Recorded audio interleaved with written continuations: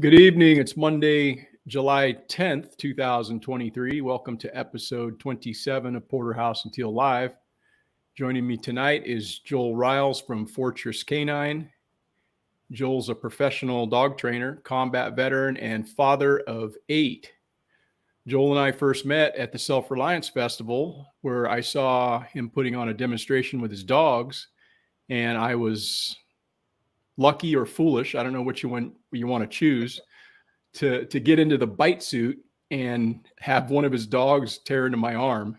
And I'll tell you what, that was a pretty interesting experience for the first time. So we can get to that and more stuff regarding protection dogs here shortly. But hey, man, welcome to the broadcast, Joel. Thank you very much. I appreciate it. Happy to be here. Right on. Hey, man, first, for those folks that don't know who Joel Ryals is and have never heard of you, maybe give a little bit of a background as far as, what did you do as a youth and how'd that lead you to where you are today type? Sure. So when I was younger, I kind of wanted to be in the military and, seesawed a little back and forth on that. But then when I got to college, had kind of gotten myself into a position where I'm like, I don't really want to do this thing I'm getting a degree in. And I walked by the ROTC building at college and I looked up and I went, that's what I always wanted to do when I was a kid. I'm still really interested in it. I walked in, I signed the contract, and I went to basic training like a month and a half later. And so because I didn't do my first 2 years in college through the ROTC program, in order to make that up, quote unquote, you go to basic training, which I'm actually really glad I got to do because not a lot of officers get to go through basic training. And then did 2 more years in the ROTC there at college, and then went in and ended up going to the officer basic course and all followed that process through. So I was an officer in the Army. And of course, when I learned to train dogs, my mentor was a MACV-SOG veteran, E5. And so he thought it was really, really great that he had a 01, 02, 03, as I was training with him, officer that he could just, smash into the ground and make suffer for all sorts of fun things. So, but he was an amazing guy. He was an awesome mentor. And so I got in the Army. I did a couple deployments. I was actually finishing up officer basic course when 9/11 happened. And so 9/11 happened. We finished up our course. I had been pre-selected for airborne, so I went and did that. And then I showed up at my first unit, and I was supposed to. I'd already been assigned to take the. I can't remember the exact terminology they call it, but basically it's being the commander of the unit, the little small leftover part of the unit that doesn't deploy, right? While the rest of the unit's deployed, and they were deployed to the Pentagon because when the plane flew into the Pentagon on 9/11, almost all their private security just quit. They went, we didn't sign up for this, and they left and didn't show up again. And so they were like, holy crap, we need security here at the Pentagon. So they brought in 4 MP companies, 2 active duty, 2 National Guard MP companies. And the 293rd MP company out of Fort Stewart, Georgia, happened to be one of the active duty MP companies. So I got told, hey, guess what? In 4 days, you're going to Washington, D.C. to help guard the Pentagon. And I was like, okay. So I ended up going there. I did that. That was 7 months. I came back 6 months after we got back. We deployed to Afghanistan. We were there for 7 months. They always call it a 6-month deployment, but it's never really 6 months. And so I get back from Afghanistan, and my now ex-wife, but wife at the time, was like, hey, yeah, I got this whole deployment thing. Like, that's part of our life now. But if you're going to be gone like this all the time, I want a protection dog. And so I didn't know anything about protection dogs. I had no idea what I was, looking for or anything like that. I didn't know anything about the breeds or anything.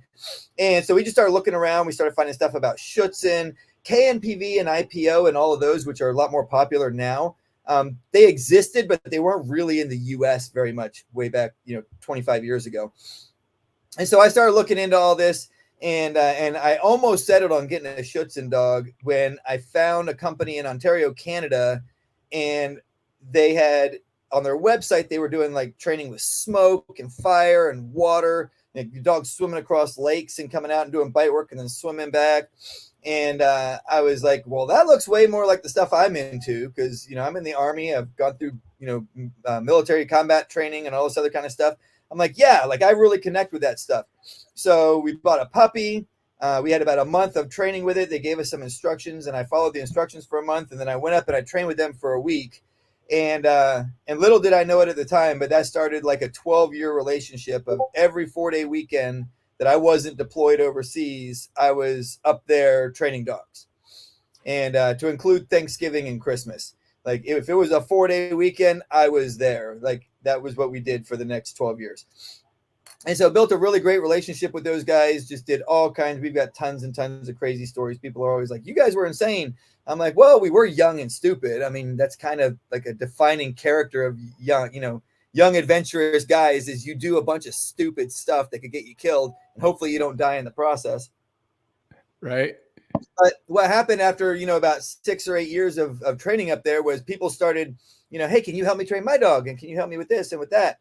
And so it just slowly kind of evolved. I started saying, hey, I got people asking me for help with training. Do you guys mind if I train other people? And they're like, no, go for it. So I started doing that. And then people wanted to buy dogs from me. So I said, hey, can I buy puppies from you guys and train them and sell them? And they were like, yeah. And then that ultimately became, they said, well, listen, we're making like a major business shift here. And our puppies are like quadrupling in price. And we can't keep giving you puppies for the price we've been selling them to you at.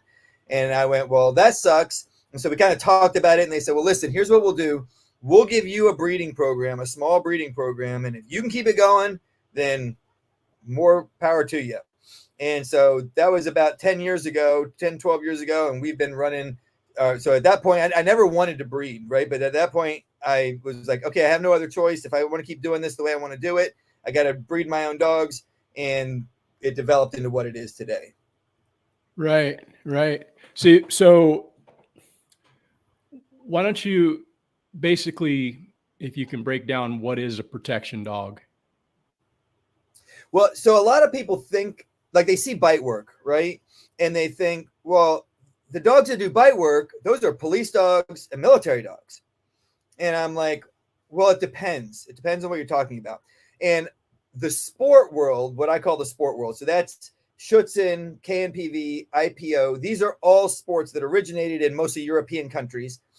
And the whole purpose of them was they were a test to see if the dog was trained at the level it needed to be trained at to go work on the street with police officers and occasionally with military personnel, right?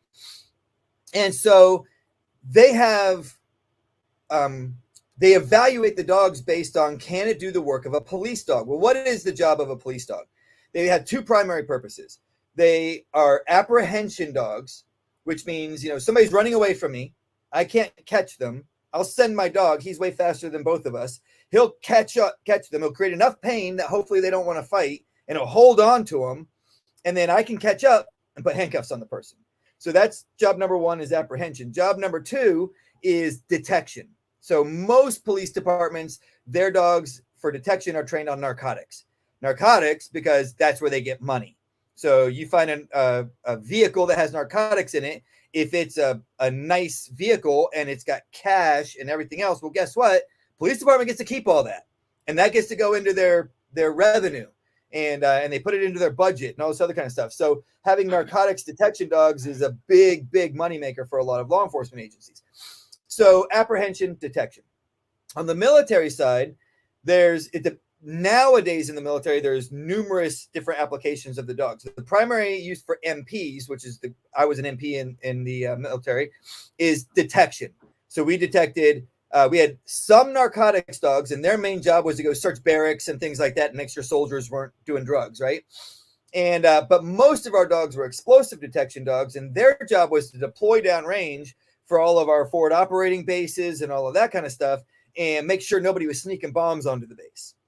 And then the special operations started getting involved in all that kind of stuff. Well, that's what most people think of when they think of a protection dog is, oh, well, that's what it is. It's a military dog or a law enforcement dog. That's not what we do. So our dogs are family and personal protection dogs primarily. And what does that mean? So our dogs don't apprehend people. So in an apprehension dog, several of the things they want is they want the dog to bite and hold a spot. So sometimes they target forearms. Sometimes they'll target a bicep. Occasionally they'll target a tricep or a leg. And their job is to bite that spot and hold on. Now, why would they want to hold on? Because it minimizes damage. If you bite a large muscle group, you put a lot of pressure on it. It's painful, but it doesn't create a lot of damage. And it allows the officer to come up and put handcuffs on the person and take them away. Well, if somebody is attacking you, you're not trying to apprehend them. In fact, if you're like a lot of our clients are women, and they're not, most women are smaller than most men, right? On average. And so if a man is attacking them and they need to use their dog to protect themselves, the last thing they need to do is go up and put hands on their dog right next to the guy who's trying to attack them and try and pull him off. And if you watch most videos with law enforcement canines, they can't get their dogs off from a distance. They have to go and get them and pull them off of the guy. And so we want our dogs to deploy, to fight on their own, not needing somebody to come in and assist them necessarily, although you can, and then to recall back to you without you having to go make contact. And if a person is attacking you, they're using violence. The only way to deal with violence, right? Because you're in the world of the predator at that point. When you're in the world of someone attacking you and trying to do violence to you, that's the world of the predator. The only way a predator stops pursuing its prey is if you bring more violence to it. And so that's what the dog allows you to do. It brings more violence, but it's controlled violence. So the dog goes in, it causes lots of damage very quickly. But the minute the person starts going, get him off, stop, I can go, stop fighting the dog and I'll call him off. Out, let's go. And the dog lets go and runs back to me. And then there's various different ways I can respond at that point. I can say, if I'm in a parking lot, for instance, I can be like, get the hell out of here. I don't want to see you again, blah, blah, blah. If I'm in my home, I can say, lay on the ground, put your hands out to the side, look away from me, I'm calling the cops. However I want to deal with that situation, I can deal with it. And I have a real problem with people in the protection world in general who say, this is always what you do. I'm like, there is never a thing that you always do in a fight, because every fight is different. Every scenario is different. Depends on where you are, who's attacking you, what the situation is, all this kind of stuff. But we want to stack the odds in our favor, right? If we're going to have a potential encounter with somebody who wants to cause us harm, we want to stack the odds in our favor. But in general, you want to take control of the situation. So now I've called my dog back to me. I take control of the situation, whether that's telling the person to leave or stay where they are. And then we deal with whatever we have to deal with at that point. And so that's what a protection dog is. It's not an apprehension dog like the police use. While we do some detection stuff, mainly some people want us to do like search and rescue in case their kids get lost and stuff like that. So we do some of that training as well. But their primary purpose is to protect you and your family in whatever approach you want to take. If you're a guy like me and you're like, somebody attacks, like I'm going in with my dog, right? We're fighting together. Well, that's great until it's me and two 8-year-old little girls, right? And then I'm like, okay, well now maybe I need to change my plan because I don't want to leave them here without anybody watching over them. So maybe I need to deploy my dogs, get them to safety and come back and jump in with my dog, whatever the situation is. Or if you're a single mom and, you have kids and you're at the grocery store and somebody, you crank your car up, you put your kids in the air conditioning, you're loading the groceries out of the grocery cart, and somebody jumps in your vehicle or tries to take your purse from you and jump in your vehicle and steal it with your kids in it. Well, what are you going to do in that situation? And if your dog's in your car and you've done vehicle training with your dog, some stranger jumps into your car and that dog's just going to town. And but again, it's controlled violence. So it's as soon as the threat is over, I can call that dog off. And if you're in your house. Does that differ from like a police dog in the way that you're describing it? Yeah. So police dogs will naturally become protective over their space. Yeah. And police dogs spend most of the time with their handlers in their vehicle, in their patrol cars. All right. So one of the things that canine officers almost never do is transport arrestees. So even though the canine officer might be the person who puts the handcuffs on the person, the guy who is officially the arresting officer is almost always not a canine officer because the canine is in the back seat of the patrol car. There's no place to put the guy, right? And most of the police, if you watch police videos, they're really horrific. Like there's some good dogs out there, don't get me wrong, but there's so many instances of police dogs biting other police officers, police dogs not biting the guy they're supposed to bite, police dogs running past him and not biting them, and then an officer attacks the guy, and then the dog comes in after the guy's subdued and bites the guy, or an officer. It's like the level of training. Like, people ask me all the time, well, do you sell to law enforcement agencies too? And I'm like, no, for two reasons. Number one, they can't afford me. So I used to look into paying, catering to law enforcement agencies. The average law enforcement agency pays $9,000 for a dog. $9,000 for a dog. Now, that might sound like a lot to an average person, but when you're talking about spending a year and a half with a dog, training it to do certain tasks, $9,000 is less than my basic obedience, my advanced obedience trained dogs are. And it's like, why would I sell to police departments when I have to do more work for less money than I can sell to private citizens? And I'm more in line with the private citizen than the police department anyway. Like, not all police officers are bad, but police are very frequently limiting people's rights, and even if they're not quote unquote abusing people, it's like there's all sorts of things that in a normal encounter, like, they think they're doing the right thing because some law says something, and it's like, yeah, but does that law line up with what the Constitution says our rights are? And very often, even though the Supreme Court or whatever says it does, it's like, no normal person who reads that says, yeah, that's okay to do. Yet, because it's a law, police officers feel like they have to enforce it. And so we end up in a situation where there's lots and lots of police officers. And here's what really, I was a police officer. I was a sheriff's deputy for 6 years. Here's what drove me crazy in my training. They deliberately trained us to trick people into giving up their constitutional rights. Can I search your vehicle? No, I don't want you to search my vehicle. Now, the correct response at that point is, okay. But, oh, no. What, do you have something to hide? Blah, blah, blah. And they, like, in the academy, they teach you these are the things you ask them to try and intimidate them into giving you the ability to search their vehicle. Well, now they gave you permission, so you're okay. And I was like, no, that's not right. And so I could only stay there so long before I was like, no, I can't do this anymore. And so it's a whole different world, right? It's a whole different world between the protection dogs and helping citizens protect themselves, and the police world and what they do, and the way that they're training their dogs is just totally different than what we do. Yeah, man, I hear you. That's all good stuff. If anybody has any questions for Joel, put them in the comments, man, in all caps, and we'll see if we can't get to those.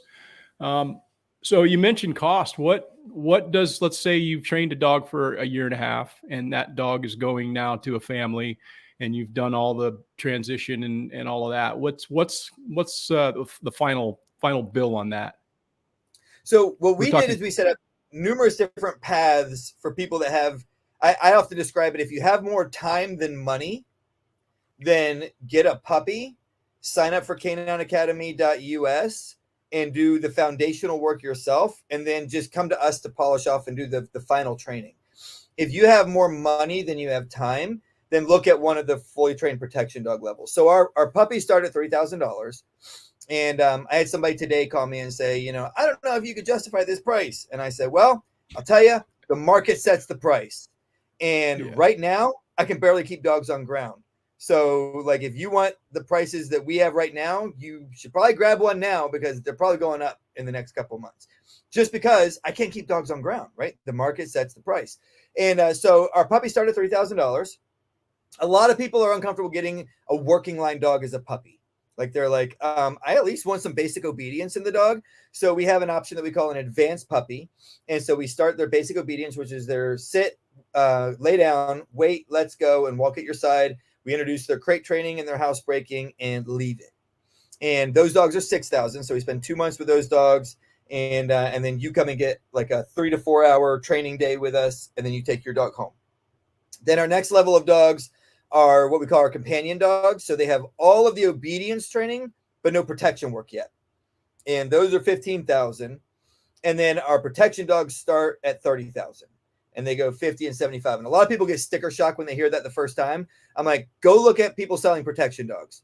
You'll see we're still one of the most economical protection dog companies in the country. And it's always been our goal to try and make it an opportunity or an option for an average like middle class person to have a protection dog if they want to, in one of those paths that are an option. And but what we do as well is it's a $5,000 deposit, and then you pay off the remainder of whatever you owe on that dog over the dog's training time. So if you need more time to pay the dog off, then we select you a puppy from a litter that's just been born, and now you have 12 to 18 months to pay that dog off. If you like, I need a dog now. Well, we have dogs that can be available in 3 to 6 months. And so, of course it depends on what's been sold and what's available and what's on ground at the time. But so we have lots of different options for people, but those are our basic pricing like ranges. Yeah. What's the best age for a dog to come to you, in your opinion? So if you're talking about a protection dog, our youngest protection dogs go home at 14 to 18 months. And the 14 months is kind of like a minimum age.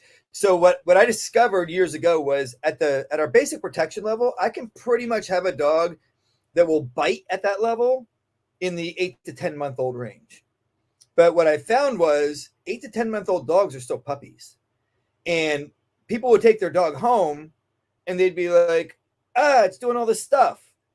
And, it's not doing what it's supposed to. So I'd be like, okay, well, bring it back over here. Let's see what's going on. And most of these were local people. So they'd bring it back over and I'd say, tell it to sit. And they'd say seats, and it would sit. And I'd say, tell it to wait and walk over there. And they'd go, wait. And they'd walk over there and it would wait.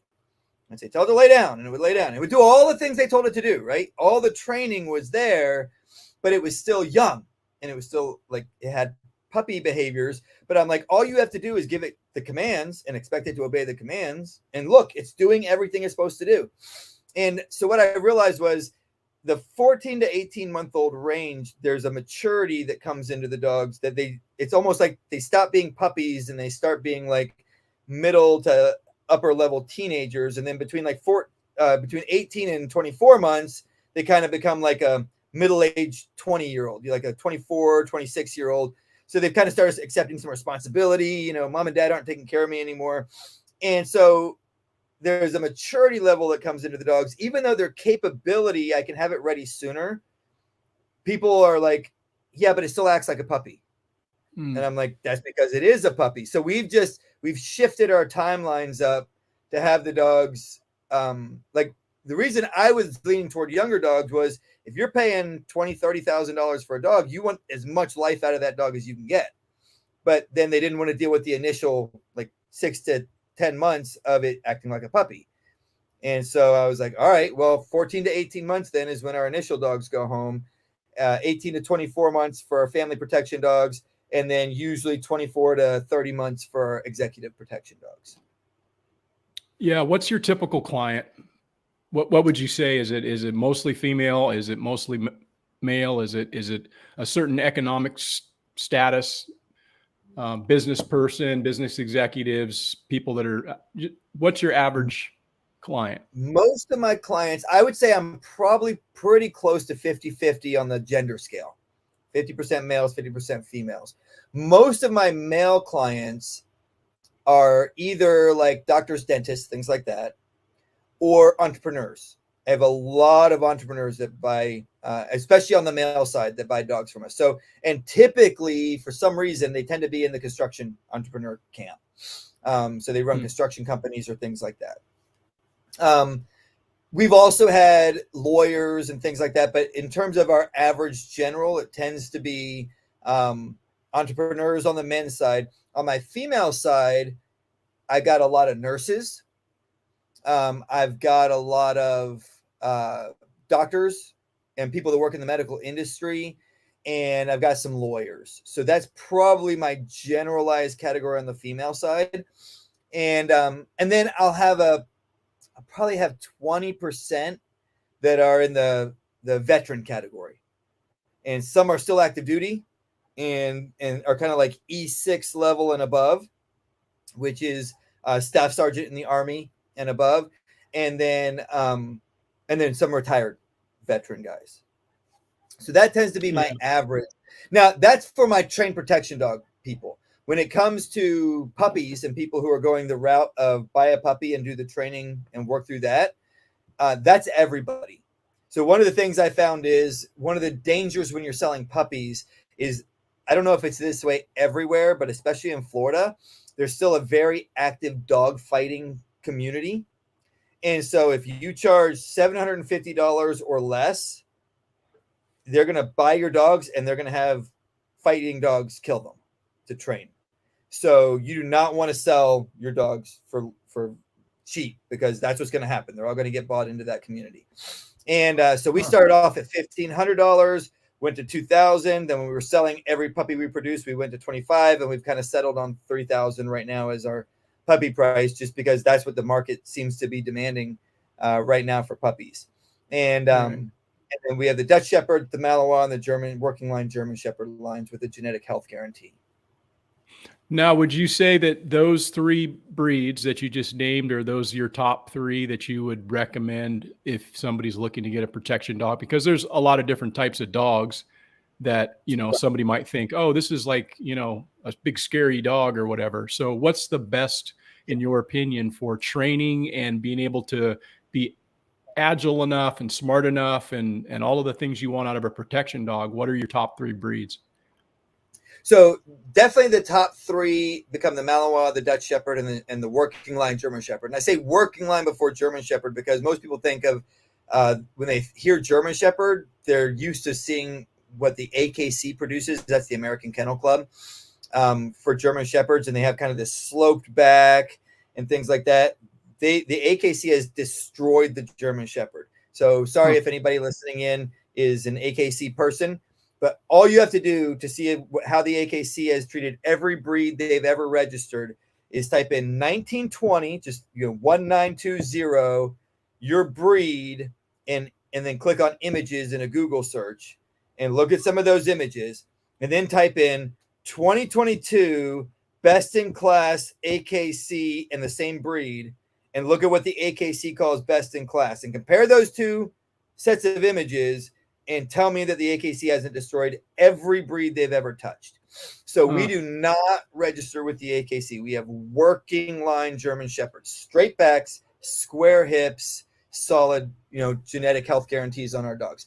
But there are some other good breeds for protection. The problem that I've run into is, number one, I don't want to maintain a whole nother breed, because in order to run a breeding program, you can't just have two dogs, right? You've got to have like 5. You got to have like 2 males and 3 females, or 3 males and 2 females. And even then you can go a couple generations, and then you have to like add new blood in to keep from inbreeding. Right. But a couple of the other good breeds are the giant schnauzer. If you can find a good breed, a good line of giant schnauzers, those are a really good one. A lot of people like the Doberman. I have never found a good line of Doberman. I'm not saying they don't exist. I've just looked for them and I've never found one. And they used to be an amazing dog, but I think they've been mostly destroyed. If anybody out there is a really good Doberman breeder, I would love to buy some puppies from you and put them into our protection program, because they used to be an amazing dog, but they're almost completely gone now. And Rottweilers are not terrible, but okay, so Rottweilers are part of the Mauler breeds, which are also like the Bulldogs, the Pit Bulls, the Blackmouth Curs, anything that you would think of as a catch dog for hunting dogs. That's the Mauler breed. So people used to say like, oh, somebody got quote unquote mauled by a dog, right? Well, the Mauler breeds, they were bred to bite and hold on to something.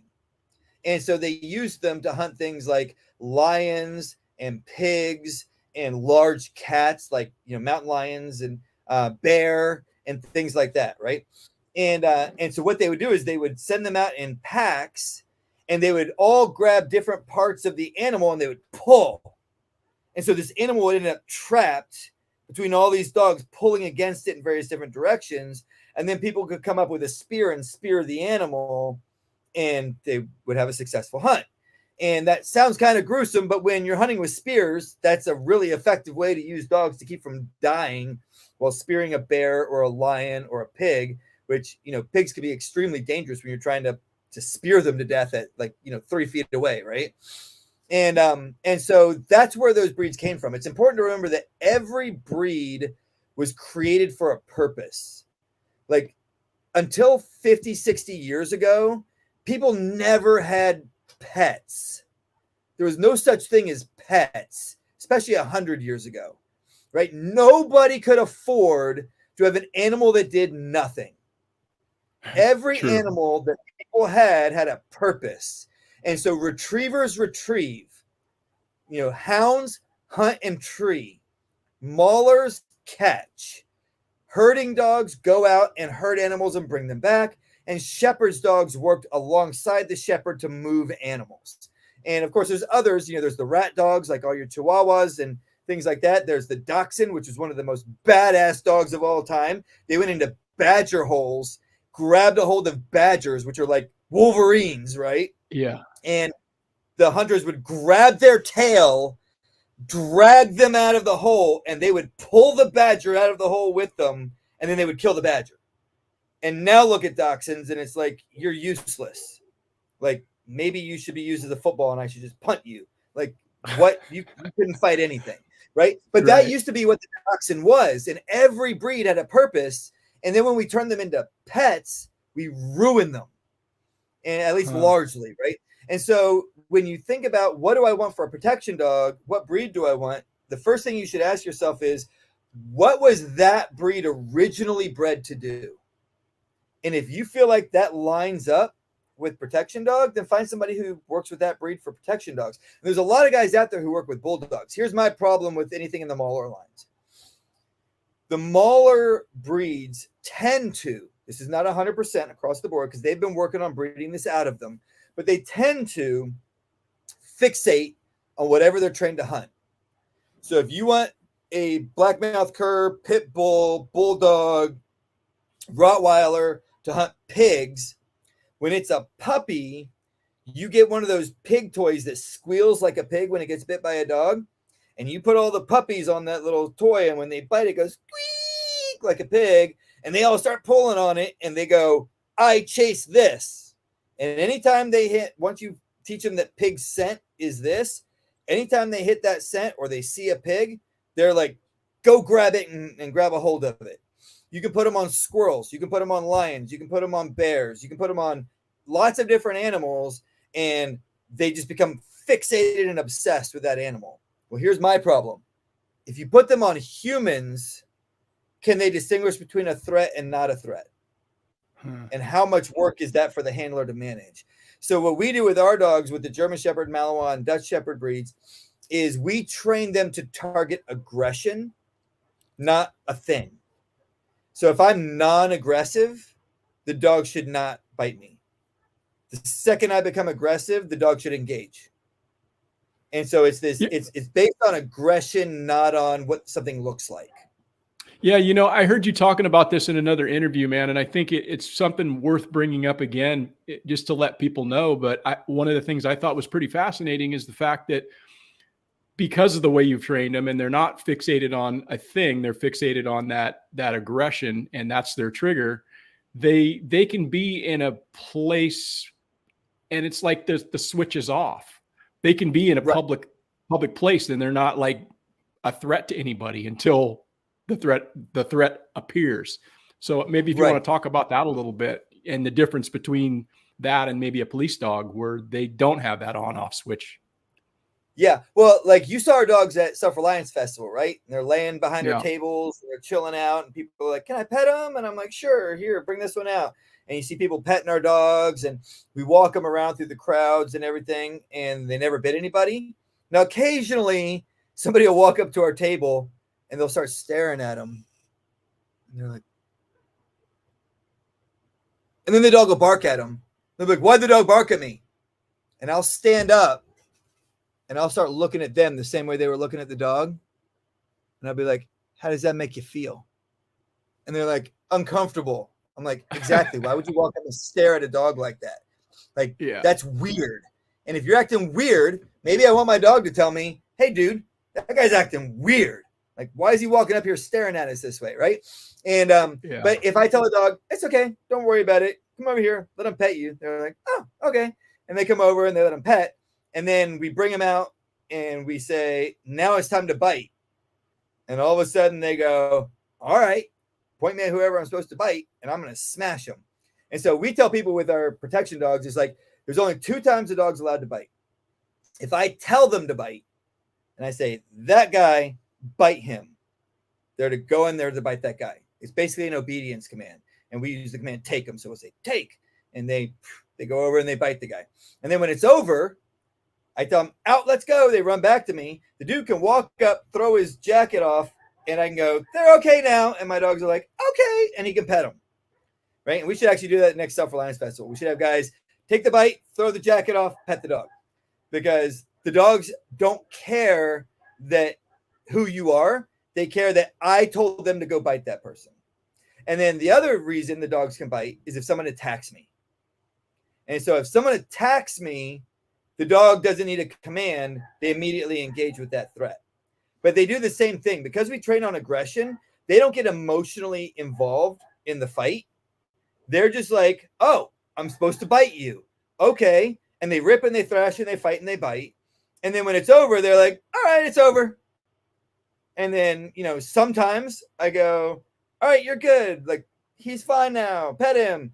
And then other times it's like, keep an eye on him. Watch him. Don't let him come any closer to us. Get the hell out of here. And I want the dogs to know, hey, whatever happens after the bite is going to happen. You just stay with me until I give you the next thing to do. And so the dogs, I tell my trainers this all the time. 99.99% of people's lives with their protection dog is going to be what? In their house, with their family, not chewing their couch, eating their furniture, getting into their trash cans, right? Like they have to live their life with their dog. That's 99.9% of their life.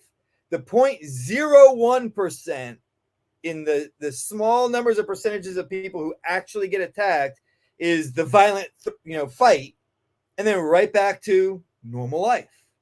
And so if that's what you're preparing dogs for, then the dog can't always be spun up. I had a guy who called me today and he said, I want a dog who takes like a line of Coke in the morning. And I'm like, then you want to go find somebody else because I don't breed dogs that are like that. And, he was basically like, I want a sport line Malinois. And that's really what a lot of these sport line Malinois have been bred. They act that way, right? They don't actually do cocaine in the morning, but they like are always spun up, always have to do something, always are like, give me something to do or I'm going to lose my mind. And I'm like, who can live with those dogs? Not 99% of people. Like the only people who can live with those dogs are people who are kind of like that way themselves. They're like hamsters on crack all the time. And that's not most people. What most people need is a working line dog with an off switch. And they need to have a moderate level of discipline, a moderate level of consistency, be taught how to handle their dog, and then they go home with their dog and they live their life. And then if something happens, the dog engages with that threat. Yeah, that's pretty awesome. Do you train them to focus on anything specifically? Do you have them target hands, arms? What do you have them focus on when they're biting? My problem with teaching them to target a specific body part is every fight is different. And it's kind of like the guys who teach you firearms training and they're like, this is how you grip the gun, right? And depending on who you're training with, one guy has his grip that he's like, it has to be this way. And another guy has his grip and it's like, it has to be this way. And I'm like, what about when you're seat belted into the driver's seat and you have to shoot between the driver and the passenger seat with your left hand? How do I grip the gun then? So you're like, a very realistic scenario where I might be in like LA and have dudes trying to rob me at a red light.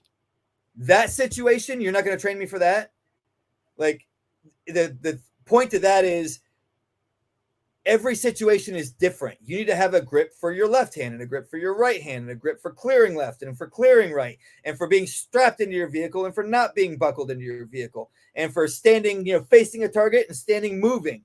And your grip changes. There's never a thing in a fight where it's this all the time. The only thing that's constant in fights is that everything changes all the time. It's dynamic. That's what dynamic means, is things are changing all the time. And so when you start looking at where should a dog bite a person, a dog should bite a person wherever it's most effective for that dog to bite a person at that point in the fight. So for instance, one of the things we'll do with our dogs is we initially start teaching them we call it reversing or retargeting. So they'll bite an arm, and they're like 10, 12-week-old puppies at this point, right? And they bite the sleeve, and then I'll bring my arm up and I'll hold it in front of them. And if they jump up and hit the other arm, I reward them, and I hide my other arm away. And then after a couple seconds, I'll bring the other arm up and I'll let them start learning switch hands. If they don't reverse, I'll just kind of bump them on the head. Just a light little bump, like, hey, you should do something about this. And then when they start reversing, I reward them. And then as they grow older and older, I start showing them, hey, see this? This is a training knife. It's like an aluminum training knife. It's not sharp, but it's kind of pointy. And if I poke you in the ribs with it, it's going to hurt a lot. And so I'll take the bite, and then I'll hold it up and be like, oh, look, something's new in my hand. And I just kind of move it a little bit to get their attention. And if they immediately go, I better do something about that, and hit it, I drop it, and then they kind of win that portion of the fight. If they don't do something about it, I jab them in the ribs with it. And I go, you better do something about this thing because it can hurt you. And then when I jab them in the ribs with it, they go, holy crap, I better do something about that. And they hit the arm, and then I drop the weapon. And then I'll introduce them to other things like, hey, you know what I can do with a vehicle? I can bring my arm up and use my leg to pin your neck against this vehicle, and I can choke you out. Or I can use a tree or a wall, and I can choke you out with it. And so what we'll do is we'll expose the dogs to a thing could happen here. And so I'll bring them up, I'll pin them in with their neck, I'll hold it there for about 5 seconds until you can see the dog's like, uh-oh, I got myself in a bad situation. And then I'll release them, and then I'll try and put them back into that situation and see if they'll let me do it. And then I want the dog to learn to counter that. And so I don't dictate to the dog, you must always do this. I let the dog figure out their own counter and to naturally figure out how they're going to fight that particular problem. And then we're always just introducing the next problem, the next problem, the next problem. And as long as what they decide to do to counter that threat is effective, then good. And so some dogs, when I go to pin them in, will spin through the object, and they'll not let me keep them. They'll not let me move them into that position and hold them. Other dogs will let go and spin around and hit me on the other side. Right. And I don't dictate which one of those two options they have to choose. I go, that's a threat, deal with it. And then when they deal with it, I go, good job. Now, what about this threat? Now, what about that threat? Now, what about this weapon? Now, what about that weapon? Okay, we got knives. What are you going to do about a bat? What are you going to do if I have a rifle? What are you going to do about this thing? What are you going to do about that thing? What are you going to do if there's 2 of us or 3 of us? What are you going to do if there's multiple dogs that you're working with? Are you going to work together with these other dogs, or are you going to have problems with them? And we just keep introducing all these variables into the fight. And then as long as what they choose to do in that fight is acceptable, we just let them go with it. And it becomes difficult because I've got 10 different dogs that fight 10 different ways. And I've got to remember, oh, yeah, I can't take bites off this dog without bite pants on. Because if I don't put the pants on, they're biting me in the legs today. And then I got other dogs that they stay focused on the arms, and I don't have to worry too much about my legs until I get a second dog on and I turn my attention over there. And then this dog goes, hey, he's not looking at me. And then they bite me in the legs for the first time. And my wife yells at me and says, I told you to put the bite pants on. And I'm like, yeah, another scar. Scars are cool. Yeah, man, I put that bite suit on at SRF, and that was pretty crazy, man. It was heavy. It weighs, it's pretty substantial, and having that dog latch onto your arm when they do, it's just like I mean, if that suit wasn't on, it would have not been a good day for me. Yeah. So, well, and I remember there were a couple guys there that day that when Pat was there with his dog Arrow, and then I had Maeve, one of our German shepherds that we often bring to the events. And so we were kind of giving the dogs different turns. And I remember standing behind a couple guys, and when Arrow grabbed a hold of him and jerked him for the first time, I had to literally grab the suit and like hold them in a standing position because they were like about to go face first into the dirt. And I'm like, I try to let people know, like, brace yourself for that first hit, because you can't imagine how hard a 65-pound dog can pull you until they grab a hold of your arm and basically throw you on the ground. And my interns, I will tell them the most important thing when you're taking bites off multiple dogs is stay on your feet. So they'll kind of come over for the first time, and I'll say, I'm going to deploy this dog on you. I'll deploy the first dog. And they're like, all right, that was pretty good. And I'll recall that dog and put him away, and I'll bring a second dog out, and I'll deploy the second dog. And so they get a little bit slightly different variation of the fight. And I go, okay, now I'm going to send both dogs on you. The most important thing is stay on your feet. To this day, I have 0 interns who have stayed on their feet the first time they took 2 dogs. And every time it's like, ow, leave it, Blutz. And I've had dogs like their head is here and their like mouth is here. And they're like, oh man, like I almost got him in the head. And, but it's like when you don't, like once you experience it, you can kind of prep yourself for it. But a 65-pound dog can pull you to the ground like a 225-pound person. And until you experience the amount of force they produce in a single direction, it's like, yeah, whatever. Like I have 45-pound dogs that like some of our females are smaller, right? And they're 45 pounds. And I'll tell like these guys, I'm like, hey, listen, prepare yourself because like you're holding the lead. And when you tell them watch, they're going to try and get to me. And you better freaking hold them back. Like they're strong. And they're like, yeah, whatever, man. I got this. And the first time they put them on watch, they start getting dragged across the field. And I just kind of expected the first time because I'm like, a lot stronger than you thought, huh? Like, yeah, that 45-pound little female right there is going to drag your ass across the field. You better plant your feet and get ready for it. And then once they know what to expect, they can deal with it. But the power that they can create it's like 2 to 3 times what we could create for the same amount of body weight.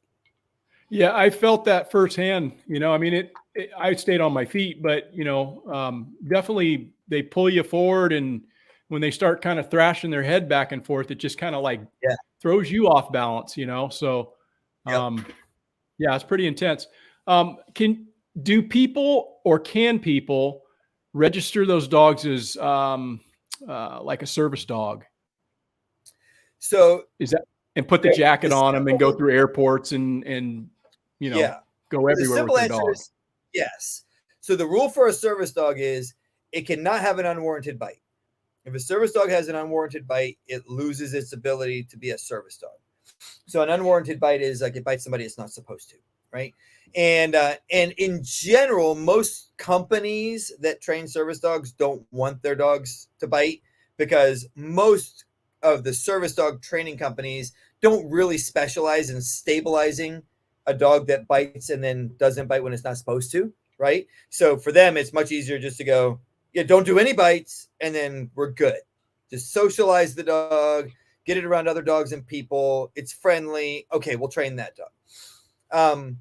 The key for a service dog, though, this is not legal advice. Look up, I recommend you go to the Department of Justice website, doj.gov, and search for Americans with Disabilities Act service dogs. Read it for yourself. Ask a lawyer for specific information. All right, there's my disclaimer. But in general, here's what qualifies a service dog as a service dog. You, the person that the dog is a service dog for, must have a disability. Now, there are lots of disabilities. And there are lots of disabilities that most people don't think of as disabilities. So when you go to the Department of Justice.gov website and you see a list of including but not limited to disabilities, like 95% of my clients who look at that list go, oh, well, that one applies to me. Yeah. And I'm like, all right. Now, technically, that's all you need. Because as long as your dog meets the basic obedience standards of the Canine Good Citizen test of the AKC, which is easy to look up those standards, basically it has basic obedience, it doesn't bark at people in public, and it doesn't go to the bathroom in a public place, right? Unless you take it out to the parking lot and tell it to go to the bathroom. And so that's your basic minimum standards. And they actually, it doesn't have to have that certification. It does not have to have the Canine Good Citizen certification, but that's the standard they use for the basic requirements for a dog, which all of our trained dogs far exceed that standard. And then it can't have an errant bite, and you have to have a disability, and then the dog has to perform some task that helps you with your disability. That's what identifies a service dog. You have a disability. Thank you, sweetheart. And the dog has to perform some task that helps you with your disability. And so, yeah, I got you. So if I have psoriasis, that's not going to cut it, probably, huh? psoriasis is autoimmune, right? Yeah. Well, there you go. And Yeah. so, do you ever have problems getting up out of a chair? Oh, I don't have psoriasis. I'm just using that as an example. But Well, somebody who I'm does sure. have psoriasis typically may experience like mobility difficulties, right? Okay, I got you. And if you experience mobility difficulties and your dog will strong stand for you, meaning I tell them stand and they will stand. And even though I put pressure on them, they walk up and they stay in that position. Yeah. And now I'm getting out of a chair and I can use my dog to help stand myself up and stand erect. That's a task. Damned. Dog does a task for me. If I'm hard of hearing and I have any hearing loss at all, and my dog will indicate on people approaching me from behind, that's a task. If I have problems sleeping at night and I'm traveling overnight, I'm away from home and I can't sleep without my dog there to alert me if there's a problem in the middle of the night or to help me fall asleep, that's a task, right? There's a million and one different tasks that the dogs can do. Now, some people that have like severe disabilities will start to get like emotionally upset about this kind of stuff. I never ever recommend people to abuse the service dog law ever. You should not do that. If you are going to say that you have a service dog and you're going to move in public with your service dog, your dog should be obedient. It should not mess with other dogs. It should be working the whole time it's there, meaning, people don't pet your dog. Your dog's not there to meet other dogs and play and other things. It is working at your side, doing its job when you are in public. But just because somebody has a disease that's different from yours, or just as somebody has a need or a task that their dog will benefit them that's different from yours, doesn't invalidate the fact that it's there. And I'm not a fan of government regulation at all. But if you're going to make the law and I can use that law to my benefit, I'm going to use it to my benefit. If you make a law that says I don't have to pay taxes if I have this expense and I can justify that expense, I'm not going to pay you taxes for that amount of money. Right? And we should all be doing this everywhere. Jack Spirko calls it, status jujitsu, right? Anywhere I can use your law to my benefit, especially if it doesn't hurt anybody, I'm going to do it. And so if I have a protection dog, which, by the way, I never tell people my dog is a protection dog in public, ever. My dog is a service dog. I have a veteran-related service disability. I have a service dog. End of story, right? Now, as long as my dog doesn't bite anybody when it's not supposed to, no problems.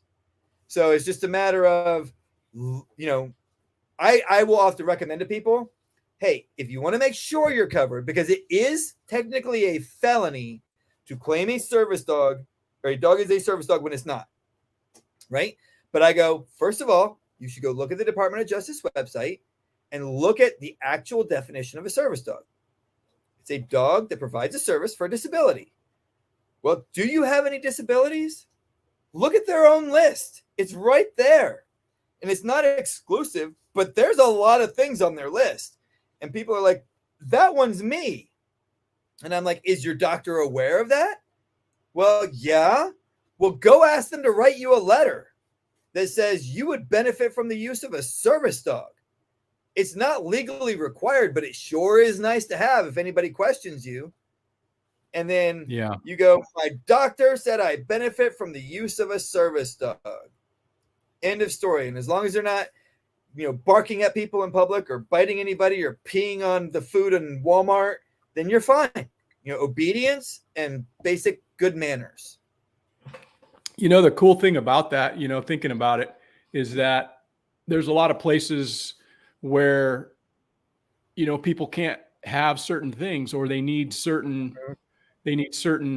permits to have certain things, like a gun, maybe, Right. And you have a service dog, and it's actually, in the way that I'm thinking, and you probably think the same way, to me, it's better than a gun, because a gun, you actually have to be paying attention to use it, whereas a service dog's there to pay attention for you and to focus on a threat without you even paying attention to the threat even being there.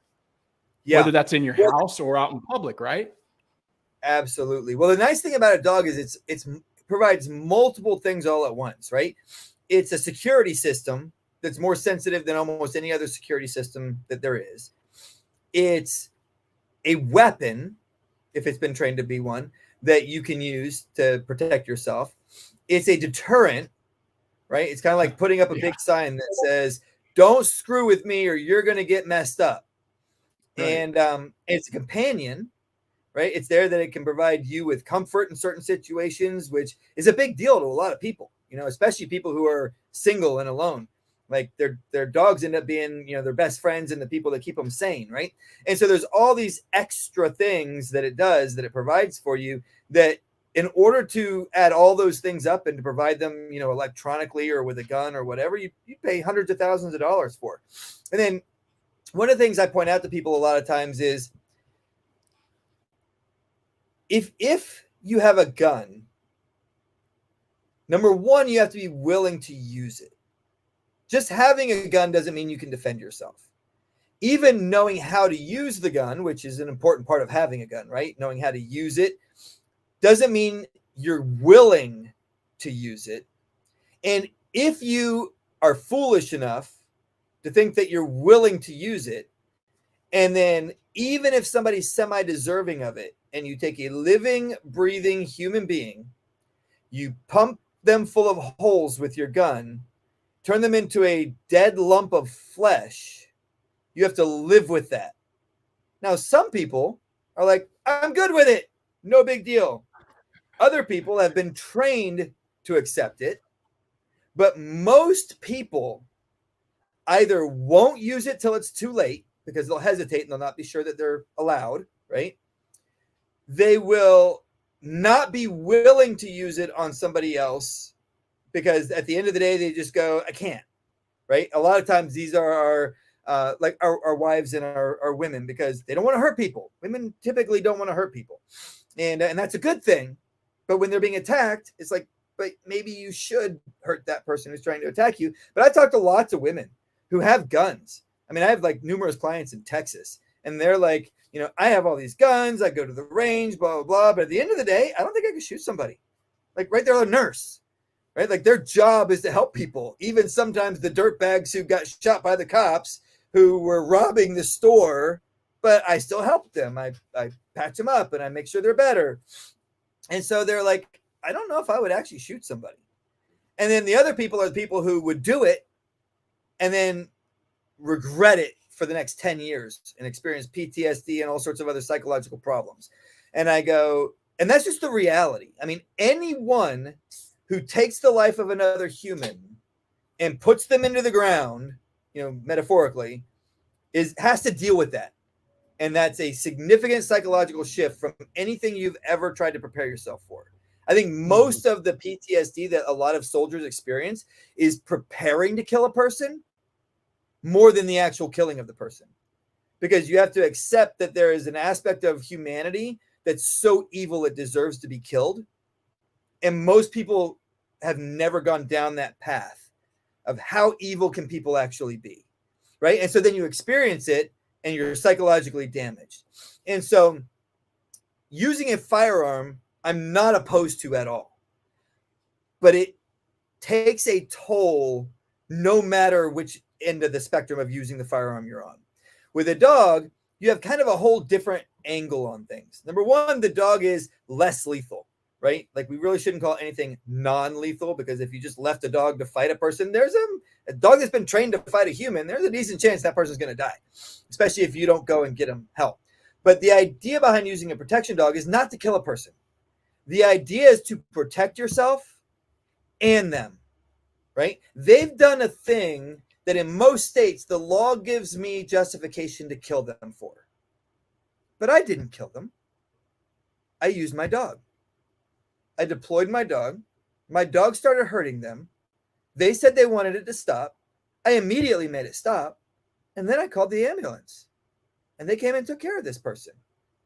Now, there's almost always a fight after the fight, no matter how you defend yourself in any situation. And that's why I love organizations like US Law Shield, which is like $110, $120 a year. And if you have to defend yourself with anything, including a dog, they will come and legally defend you. It's part of your membership. And so I love things like that because they help you with the fight after the fight. That's what I call it. The legal fight that like is 90% sure going to happen, but it doesn't matter whether you use a dog. You could use your fist. You could use a knife. You could use a frying pan. You could use a gun. You could hit them with a car. There's lots of ways to defend yourself with various different tools, and there could still be the fight after the fight. So it might be a good idea to join a group of people who will come and defend you in the fight after the fight. If you're willing to spend $500 on a gun and another $1,500 or $2,000 on a little bit of training, you might think about spending $100 to $120 a year for some legal defense should you ever have to use those things. Yeah, true enough, man. What's one of your like really good success stories that you wouldn't mind sharing? I'm sure you probably have a lot of, success stories, but like of the dogs you've sold over the years and just different, things that, again, you wouldn't mind sharing possibly. Yeah. Well, interestingly enough, I've never had one of my clients call me up and say, I had to use my dog to actually bite somebody. But I get stories like this at least a couple times a year. Me and my wife and our kids were on a road trip. We had to stop for gas at this kind of sketchy place because, maybe we went too far before filling up and we had no choice. And it was like in the middle of nowhere. Gas is way more expensive than it should be, but we had to stop and get gas there. And we pull over, we're pumping gas. And while we're there, this crazy sketchy guy comes up and either starts, the stories kind of vary at that point, right? Sometimes they're like literally being aggressive. Sometimes they're just like high on drugs. Sometimes they're not mentally stable. One that happened to us personally was I was stationed in Fairbanks, Alaska for about 6 years while I was on active duty, my last couple active duty years in the Army. And my parents lived in Tampa, Florida. So, and most of our friends lived in either the Tampa or the Lakeland area. So all kind of centrally located to that spot, right? So numerous times a year, like once or twice a year, we would drive back and forth, which is like a 7-day road trip, right? From Tampa, Florida to Fairbanks, Alaska. And a lot of the stops that you have to do for gas, especially in the northwestern part of Canada, it's like, this is the only gas stop today.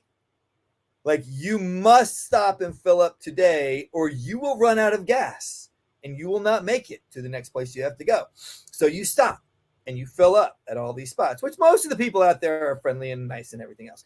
But we had, you mentioned I had 8 kids. Actually, with my current wife, we have 10 kids because she had 2 when we met. So together we have 10 kids together. And but during most of these trips, me and my ex-wife had like 6 kids.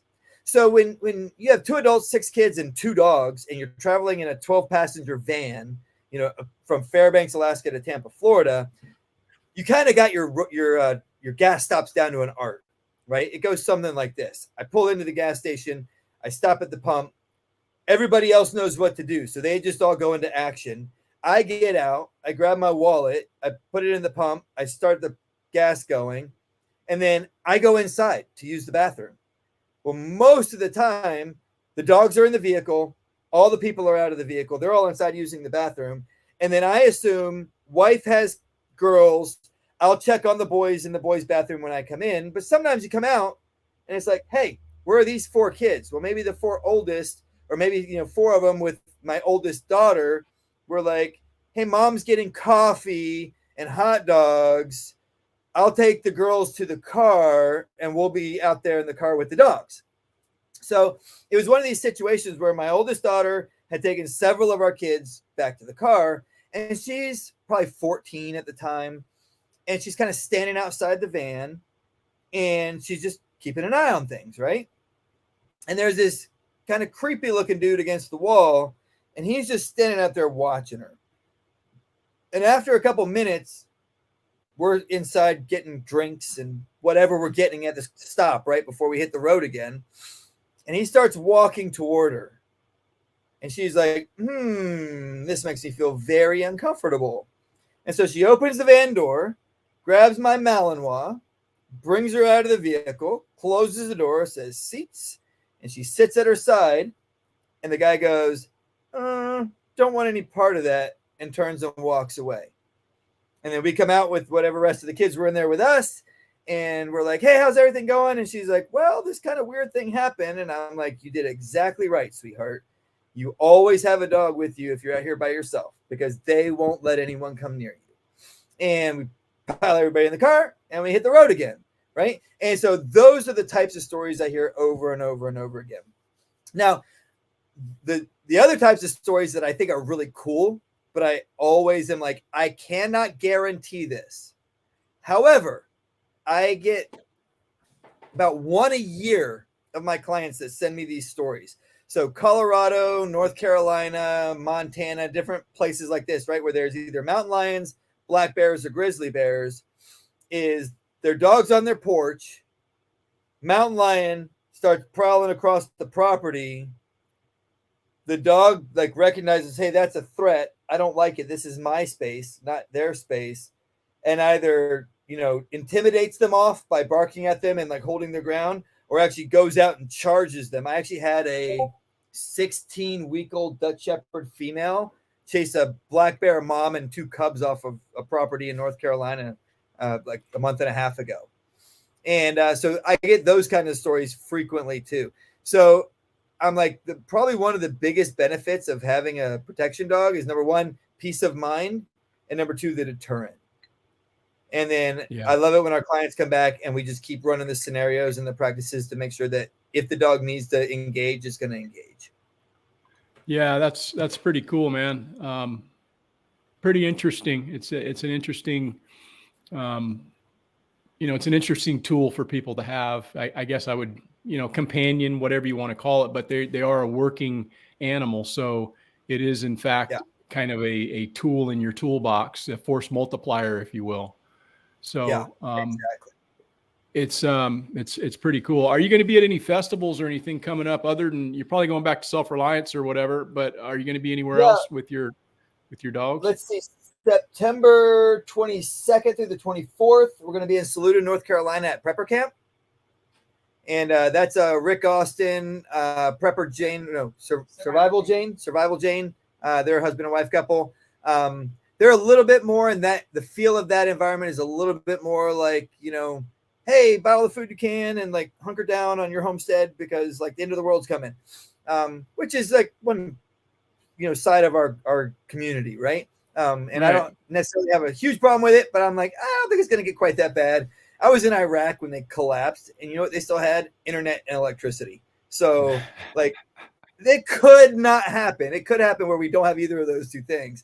But we're talking like nuclear war or like, multiple EMPs set off over the United States all at one time. And so I'm not saying it couldn't, but I'm just saying I think it's probably very unlikely. Self-Reliance Festival there's something blocking my my calendar right now. I'm trying to look at it, but it's what I think it's the 14th and 15th of October. So we will be there in Camden, Tennessee.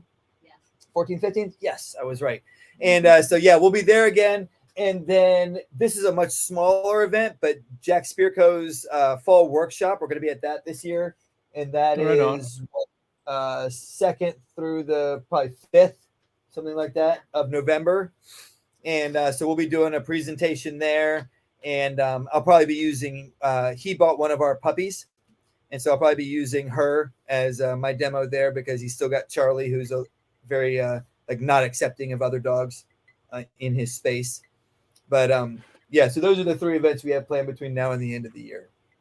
Right on. Yeah. If anybody listening to this wants to get and see Joel and his dogs, try to make it to some of those events. I've got a question here from Jules. He says he's wanting to ask you how to go about socially reacclimating a dachshund with PTSD after being attacked by a pibble. I don't know what a pibble is. I have no idea what that. That may have been a pit bull. That may be what they're trying to say. Okay. There. Yeah. Yeah, so probably attacked by another dog or whatever. And he said it's Yeah. been over So, 7 years. well, I will address that.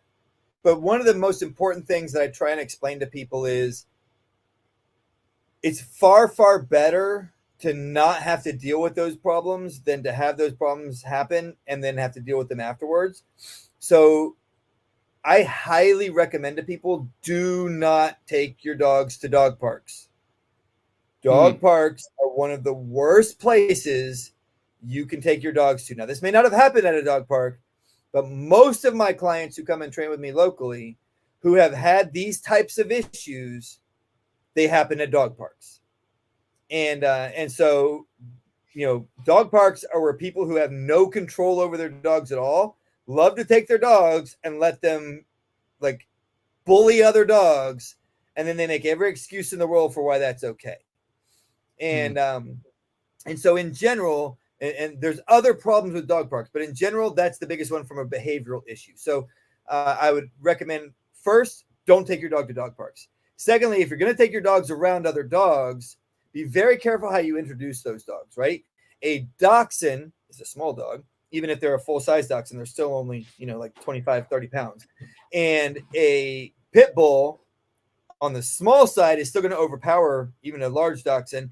And on the big side, can potentially kill them, right? So try to keep these problems from happening in the first place, and you'll have less problems. Now, it's better to deal with a problem like this fast rather than let it go over long periods of time.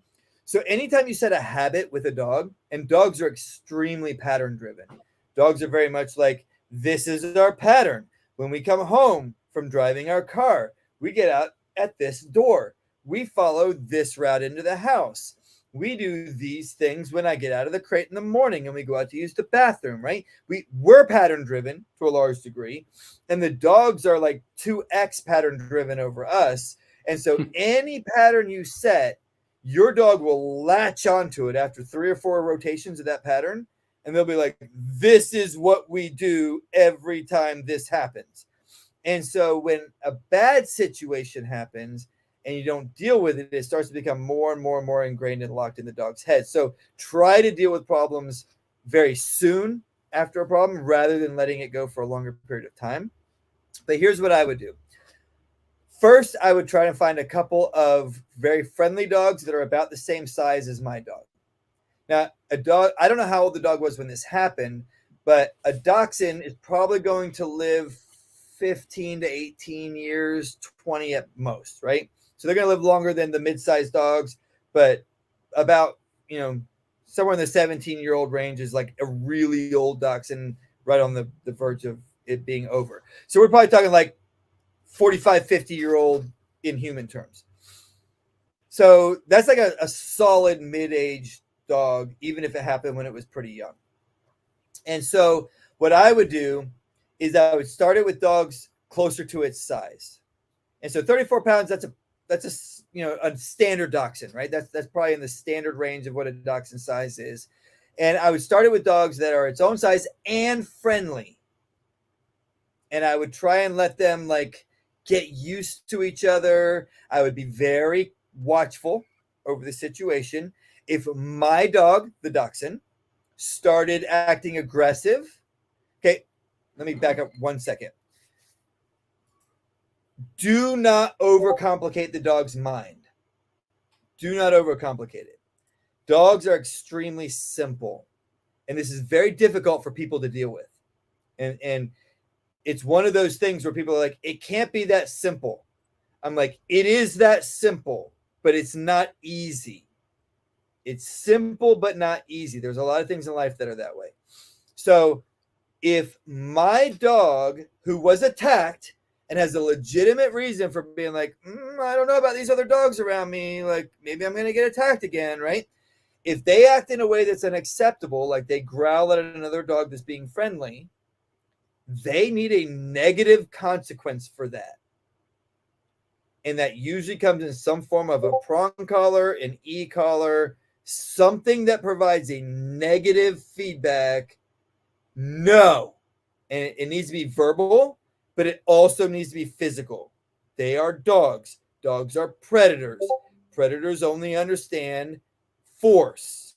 That's how this world works. You can pretend it's otherwise, and it doesn't matter whether it's a Chihuahua or a Great Dane or a Malinois or a Rottweiler. They are all canines. And so if my dog is acting appropriately, I praise them. And I praise them verbally. Good, easy. Good job, buddy. Yeah, see, everything's great here. I praise them physically. I reach down and give them scratches behind the ears, and I pet them up and down, whatever things they like, right? Whatever things they like in terms of you petting them. You've had your dog long enough. You know exactly what they like. Do the things that they like. And I'll pet the other dogs as well, right? I'll kind of bring them together a little bit and I'll rub on them, but I'm watching and I'm making sure everything is good. All the behaviors between the two dogs are solid. And then I'll let that happen for a couple of minutes. And then if my dog starts to act at all stressed or uncomfortable, we're done. And then if that person's a friend, a couple of days later, we start the process again and see, can we go another extra 30 seconds, minute, maybe 5 minutes? Let's just see how the dogs feel. Now the dogs are comfortable with each other, right? We've done this rotation 3, 4, 5 times. And then we go, hey, do we have another friend that has a Labradoodle or, a Labrador or some other friendly dog or Weimaraner, something like that, right? That's going to be non-aggressive. And it's a little bit bigger though, right? And we start that process. And then we do the whole same thing. And then we do another dog. And we start introducing them to slightly larger dogs at a time. Now, this may be difficult because you may not know friends that have all these different kinds of dogs. So that's where maybe finding a trainer who has a group of people who have multiple different sizes and breeds of dogs and who's capable of dealing with these situations might be beneficial. And they go, we're only going to let your dog near this dog for the first several weeks. And then after that, we're going to let them start getting next to this other dog. And it's a slow, incremental introduction to the dogs that look kind of like the dog that they were originally attacked by. And keep in mind, depending on when this happened, if it happened in the first year of the dog's life, the first year of the dog's life is their foundation. And so whatever happens in a dog's foundation is the foundation. When you build a skyscraper, you can do interior decorating changes. You can wipe out a floor and turn it from apartment complexes into offices. You can do things inside the building. But once the building is there, you can't remove the foundation and change it, right? The foundation has been set. If it happened in the first year of the dog, you can improve the reactions that the dog has, but you will always be dealing with that foundation. So my recommendation is I go, how many more years of life does this dog have? And how do we make those the best years that we can make them for that dog over the time that they have? And if I, as the handler, messed up, when I get my next dog, I try not to make the same mistake. And people will have to ask me, I have a dog that's 13 years old. Can I fix this problem? And I'm like, probably. And it'll be fixed right about the time the dog dies. Do you want that to be the last year and a half or 2 or 3 years of this dog's life trying to fix this problem? Or do you want to just give your dog the best 2 or 3 years that it can have for the last 2 or 3 years of its life and then not screw up again the next time? Yeah. And you as the handler have to make that decision. If this happened when the dog was 8 weeks old and the dog is only 7 or 8 years old and it's a dachshund, it's probably going to live for 20 years. You got 13 more years of life with this dog. It might be worth putting some effort and energy into that. If this happened when the dog was already 6 or 7 years old and you've only got a few more years left, it's probably not worth putting them through that stress. Yeah, man. I think that there's so many people that have dogs. Dogs are my favorite animal. They're just an amazing thing to have, and they're like a member of the family. That's the way I view dogs over any other animal that exists.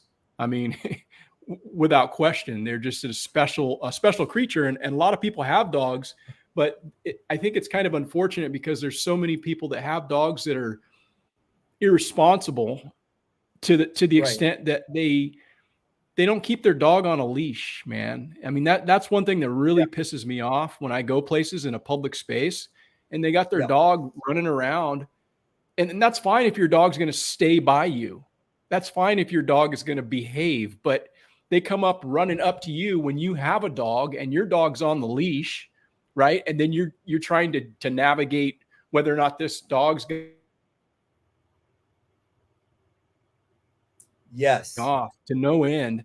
And I've actually had my dog attacked when she was a puppy. We were at a festival and the rule was you could bring your dogs, but they had to be on a leash.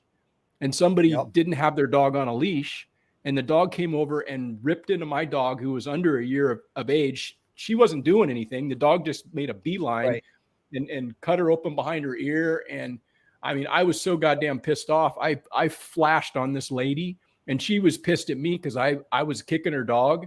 You know, her dog was biting my dog, and I'm like kicking the shit out of her dog. And then she starts freaking out on me, and I freaked out on her because it's like, you need to have your animal, your beast, on a leash. Don't come to a festival with your animal off it's just so irresponsible. I mean, that could have been a child. Who knows how that dog would have responded? That could have been somebody's child that dog came and ripped into, and then what?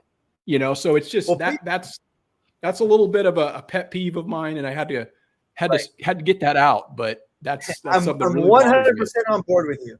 100% on board with your thing. So a couple of things I would add to that is, number one, some people don't know, but that doesn't relieve you of responsibility, right? And so sometimes we don't know, we do something stupid, and we go, crap, I shouldn't have done that. But you still have to bear the responsibility of that decision that happened. And then the other thing is, I have a thing called 12 pillars of dog training. And one of our 12 pillars of dog training is you are responsible for everything your dog does and fails to do. And so one of the things I do is, I don't know if you know Patrick at MT Knives. So I'll put my neck knife on. I love Patrick. Give him a little shout out, Patrick at MT Knives. I pretty much always have this knife anywhere I go. And if you want to know how to fight a dog with a knife, if you want to know how to fight with a knife, period. If anybody says you stab, that's not how you fight with a knife. First of all, a knife is just it adds to your ability to fight, right? It's a tool that gives you a striking advantage. And so what happens when you draw any kind of weapon is that draws the attention of the person that you're fighting, if they're a human, right? And so I'm going to use it to my advantage, and I'm going to strike and then use counter strikes with the knife. But if you penetrate with a knife, the way that you cause damage with a knife is you penetrate and then you cavitate. You stir like you're stirring a pot with that blade inserted, right? And so if a dog attacked my dog and I have my knife on me, that knife is going into that dog and I'm pinning it to the ground and I'm cavitating it out. And that dog will last about 15 or 20 seconds and it will be dead. Now, there'll be lots of blood and there'll be lots of panic and people will freak out. And I'll be like, the rules were leash dogs. You were irresponsible. Your dog acted in a way that justified its death, and I carried out the sentence. Sorry, that's life. If a human ran up to me and started attacking my wife, what would I do? Pretty much the same thing. So there's no difference between the fact that a dog did it because the human failed, that was its handler, or if a person did it because the parents failed, or maybe some other, environmental or psychological thing happened, right? It's not 100% the parents, but things happen. People do things, dogs do things.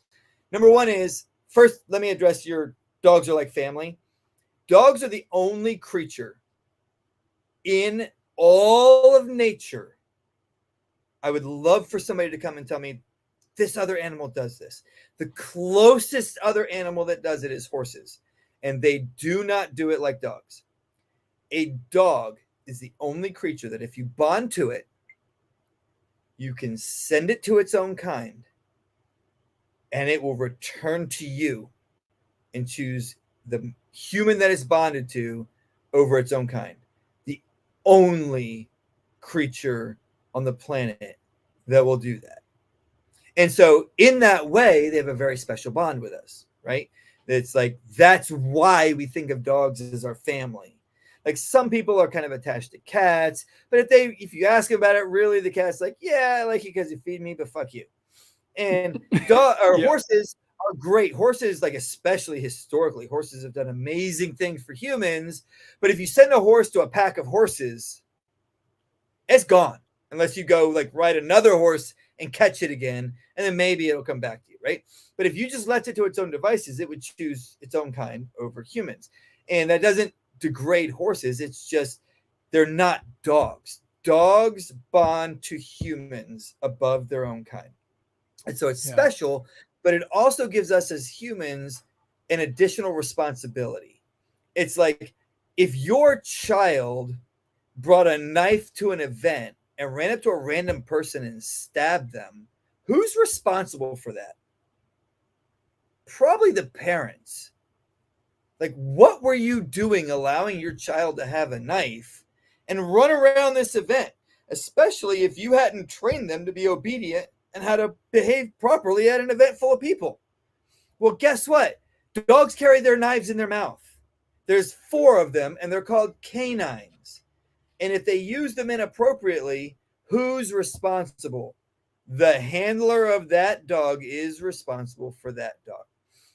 So now, here's the flip side to that. And this is the hard part of that.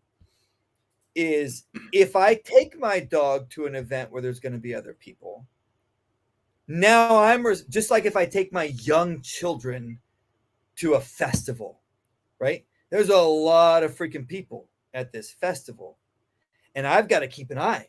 And I mean, I had like 5 children under 5 at one point, right? So I'm like constantly 1, 2, 3, 4, 5, 1, 2, 3, 4, 5, 1, 2, 3, 4, 5. Like, all I did at festivals or at Disneyland or wherever we were when they were that age was just like constantly like make sure they're all here, right? And watching the environment, making sure nobody's messing with my kids and all this kind of stuff. So there's a similar aspect to that if we take our dogs to these events.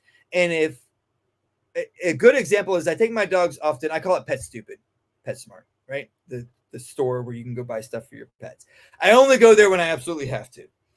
But if I have to go there, I will often take a dog with me because I take my dogs around and try to expose them to as many things as possible. But if I get out of my car at Pet Stupid parking lot, before I open the back door, which is where my dogs come out of the vehicle at, I look at the parking lot and I go, are there any people in this parking lot with dogs that appear to not be under control? Sometimes there are. And so maybe they're like kind of far away though, right? And so I take my dog out of the car. Now they're on lead. They're under obedience. They're under control. And then all of a sudden, that before my dog even sees their dogs, I say, leave it, it's okay. We walk around the backside of my vehicle. My dog sees the other dog. They're like, okay, got it. That's who he's talking about. I'm supposed to leave it. Now that dog sees me and my dog, and they start beelining for me. And this is very often like a female with a large dog, right? A female that's getting pulled by her large dog toward me, and she doesn't have the strength to restrain it.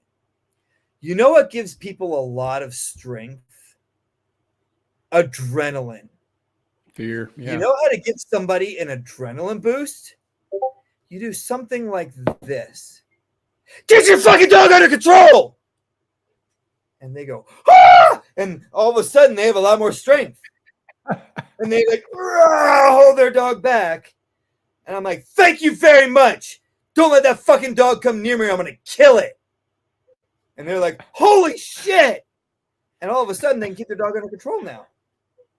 Now maybe that person says, you're an asshole.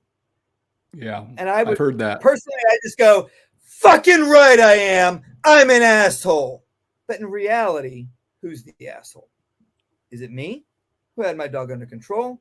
Or is it them, who had a dog that was obviously intent on doing something it shouldn't have done, moving toward my dog, and the person who brought it to this environment was allowing that to happen? who's the asshole, right? It's like you can take control of your situation, or you can allow your situation to be taken control from you. And it's difficult. It requires situational awareness. Sometimes it requires taking on the role of the asshole, even when you're not. Sometimes it's, I'm sorry, my dog's working right now. Can I pet your dog? I'm sorry, they're working right now. And taking on the friendliest role you can. But no, we're not here to pet my dog. If you want to pet a dog, buy a dog and pet it. Right? And so you have to decide in each situation what's acceptable, but you also have to take control of your space. And that control can come in, I'm going to move my space, right? I'm going to take my dog and my lead, and I'm going to go get back in my car. And now I've controlled my space. We're in my car. We're safe from the other things that are out there. Sometimes that's taking control of your space by dictating to the other person that if you come in my fucking space, bad things will happen to you. And sometimes it's just politely communicating and saying, no, this is not acceptable in my space. This is what I need you to do. And that's a difficult thing to do. It's a hard thing to control. But if you're going to move in public with children, if you're going to move in public with your spouse, if you're going to move in public with your dog, there will be some times in some situations where you've got to control your space. Yeah. And having the tools to do that helps improve the outcome of that situation. And it's worth thinking about. It's worth running the scenarios. What would I do if? What would I do if? And then going, all right, what if this other variable happened? What would I do then? And there's actually a subconscious part. You actually train your subconscious mind when you do this. So there's an interesting thing about the subconscious. I talk about this quite a bit in my podcast. Your subconscious mind doesn't understand the difference between reality and make-believe. And your subconscious mind is what takes over under high stress. So under high stress, your cognitive brain, your prefrontal cortex that thinks, right, that processes and evaluates new information, shuts down because the stress is too high. So you tend to go into most people have heard of fight or flight, but it's really fight, flight, or freeze. And so what happens in fight is you've created some kind of scenario in your subconscious that says, if this happens, I could do this and win. And then your subconscious mind goes, that makes the most sense right now. Do that one. The flight is either you've never thought about it or the situation is so different from normal that your mind goes, no idea what to do, run. And freeze is you've never trained your mind to deal with stress at all, and you just freeze. And usually what happens then is whatever happens, and then your brain kind of wakes up, and then you go, wow, that was fast. And maybe you lived it, maybe you didn't, but you didn't do anything, right? But ideally what happens is you go, what would I do in this situation? And you kind of think about it as realistically as you can. And you run through the scenario and do it like 7, 8, 10 times. And like as much detail as you can, you run through the scenario. And then you go, what could go wrong in that scenario? This could go wrong. Okay, what would I do if that happened? And you run that 8 to 10 times. And you go, what else could go wrong? This other thing could go wrong.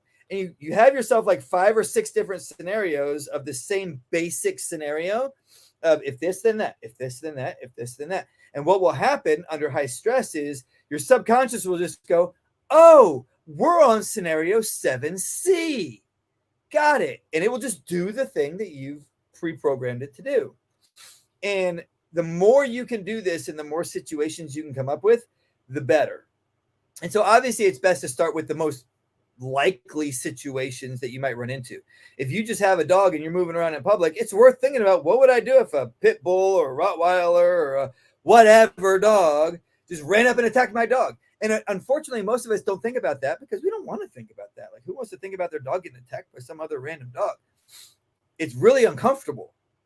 But if it happens and you've not thought about it, then you're like, damn it, I should have thought about that. like I just froze. I didn't know what to do. And it's not necessarily our fault that it happened, but it's like, what would we have been able to do if we had given it some thought? And that's one of the things I try to encourage in our podcast is think about these uncomfortable things. Think about what you would do in these situations. If you're able to actually go practice the scenario, great. But at the very least, run through them mentally and have an idea of what you would do in this situation so that hopefully you can minimize the damage if something like that does happen. Yeah, it's super important to do, especially if you're somebody who takes a dog out into public. We do quite frequently because we love our dogs, and we always travel with them. Our last dog that we had, she lived till she was 14, and we had to put her down because she had cancer. But we would take her running with us all the time. We take her out to public areas and run, and we did a lot of hiking on trails, and so we went everywhere with her. And that's one of the things that you wind up dealing with is it's like if you have a firearm or you're in a space where there's sketchy people around, you're always in that mode of managing unknown contacts, right? You're mucking. Right. And you, like you said, when you get out of your vehicle, you're like, okay, where's the dog? Where's the threat that I need to keep my dog away from? Do I get back in my car or do I go somewhere else? I mean, I've had multiple dogs when I'm out running just come running up to me. And fortunately, none of them have really been aggressive with the exception of about 2 months ago. I had 2 dogs come after me and I wound up kicking the shit out of them. And it's just something you have to deal with. But typically what I found is if you are not intimidated, if you're not scared of them and you actually take the position of being the aggressor, a lot of times they'll be like, oh shit, I don't want none of that. Right. Well, and that's a very common response in dogs. And I hear a lot of people will say things like, oh, my dog will naturally protect me and things like that.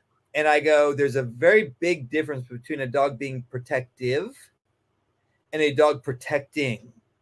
And so here's what I mean by that. Protective means this. A stranger comes into my house and my dog goes, woo, woo, woo, woo, woo. That's protective. And then that person goes, I'm going to fucking kill you, dog. And they charge the dog. And the dog goes, oh, shit, barking didn't work. And they run to the back bedroom and piss themselves. Yeah. They were protective, but they didn't protect you. A dog that's been trained to protect you. So it's important to understand this. We're kind of weak as humans, right? Like compared to other large, in the general apex predator range. But it used to be very common in our tribal days to go, for you to return to the tribe as a man, you must go kill a panther, a bear, a wolf, some other in the apex predator range animal with a spear or a knife. And if you don't bring that animal back, don't come back. And so what do humans do when physically we're weaker, but we have to fight what's a physically stronger predator? We have a brain. We create weapons that give us advantages over those animals. And then we have something like a spear and we learn how to use it, or we set a trap and we trap the animal and we kind of trick it into coming into our trap, or whatever the situation may be. And then we conquer that. And then we come back and we say, woo, I made it, right? So you have, I'm trying to remember how I draw this back into our topic about the dogs with the whole situations. So we have all these situations where we had to overcome these other problems. And then we have the dogs that are in these environments, and we've just forgotten that crazy things can happen at any time. Like we become so complacent in our culture that we're like, oh, I'm totally safe. And in general, as humans, we are safe, right? I mean, how many people out of 100,000 get attacked by another human in their lifetime? It's like 1 or 2 out of 100,000 people on average. I don't know what the exact stat is, but it's some really low number, right? But how many people that are dog owners do you know of who have a story that goes something like, I went to a place and another dog attacked my dog? I bet it's in 100,000 dog owners, I bet it's more like 200,000. Like a fifth of dog owners have probably had an experience somewhere in there, right? And why is that? Because dogs are primal like we used to be. And dogs just act like dogs. And we've forgotten what that's like. And we've forgotten to be on the watch out for it. Dogs are predators. All of them. Has your dog ever bitten any, or does your dog bite? The only correct answer to that question is they've not bitten anyone yet. Now, maybe they never will, but they're a predator. Predators use their teeth and their claws if they have them. And so they haven't done it yet, but I don't know for sure if they're never going to do it in their lifetime. They're predators. And especially when they're dealing with their own kind, their other predators, they act way more like predators than they do with humans. And so it's our job as the humans to restrain that behavior and protect them from other people who aren't restraining their dog's behavior. Yeah, I would say there's probably, I would bet that probably 70 to 80% of dog owners don't realize that. I agree. You know, and that's why they don't treat them like the beast that they are. Yes. And that's why, like, every time I give someone an adrenaline rush, they're like, you're an asshole. Right. And probably my last most like intense interaction with a person was we often go to this restaurant that's local to us, and it's dog friendly in their patio area. So almost every Friday and Saturday we go up there. We have anywhere between 4 and 12 dogs with us. And we typically sit at one of like 3 or 4 different tables, and we're there every Friday and Saturday.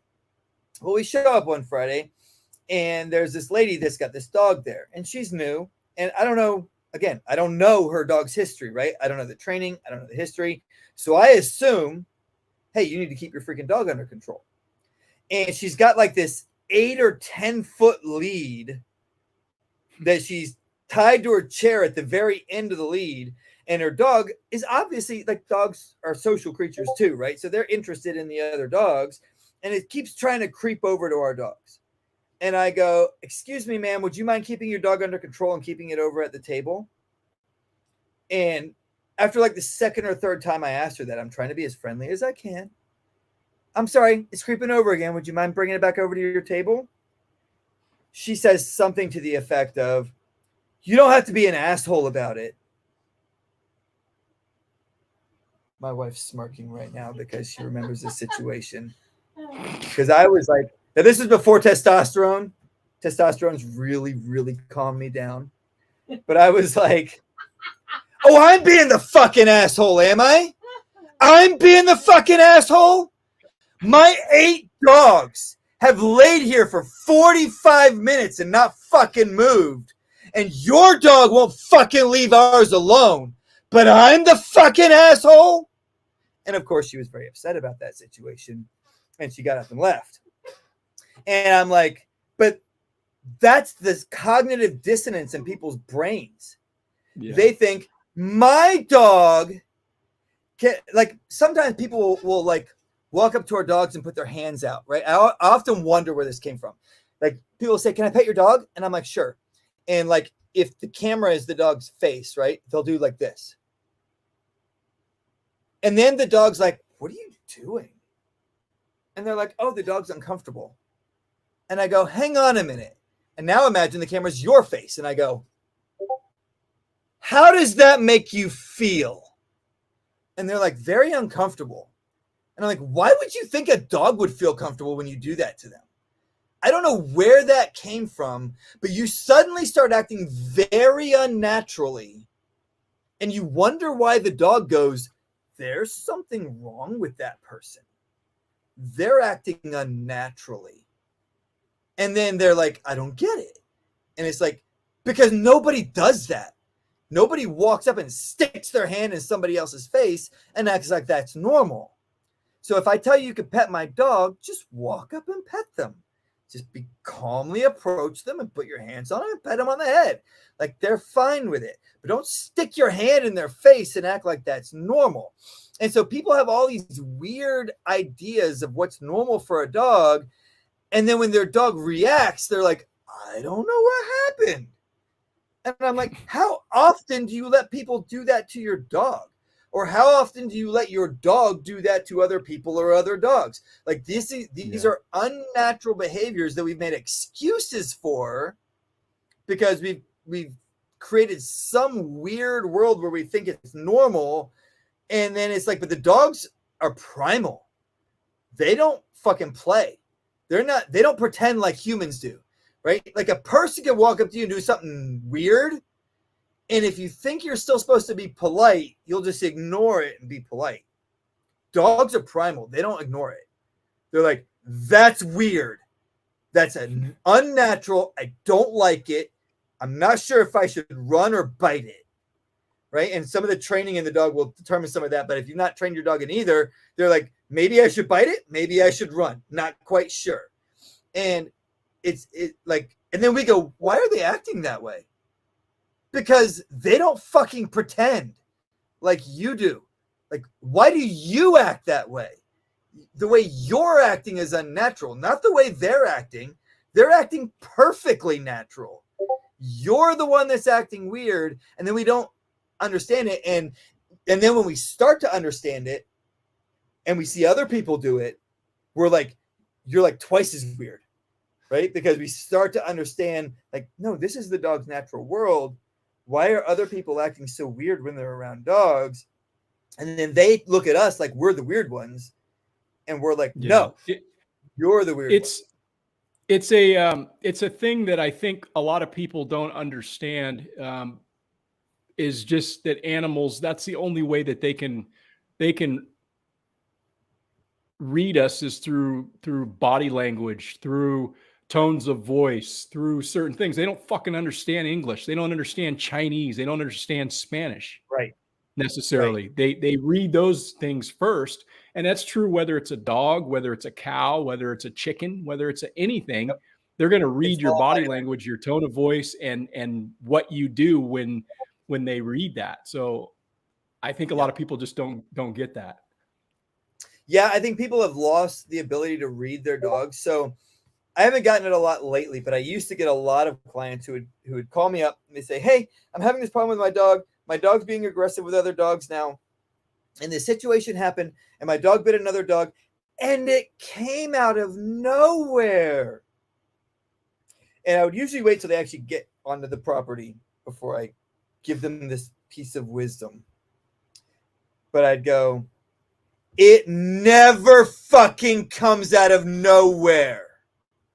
They've been telling you they're going to do this thing probably for weeks and maybe even months, and you just ignored it. And then when we're doing our training, I'll be like, see that behavior right there? They're telling you they're about to bite that other dog. Or they're telling you they're about to bite that other person. And what's probably happened is they did it 6 months ago, but they didn't actually bite. And then they kept doing it until 5 months ago, and they didn't actually bite. And you just stopped paying attention to that behavior. And it took them 6 months to build up the nerve to actually carry it out. And then when they did, you said, it came out of nowhere. And it's like, no. When that dog is 8 weeks old, 10 weeks old, 12 weeks old, and it does that, you should be giving it a correction and saying, no, we do not behave that way. And 2-3 corrections of that, it doesn't take much. With a puppy, it's like, fooey that, leave it.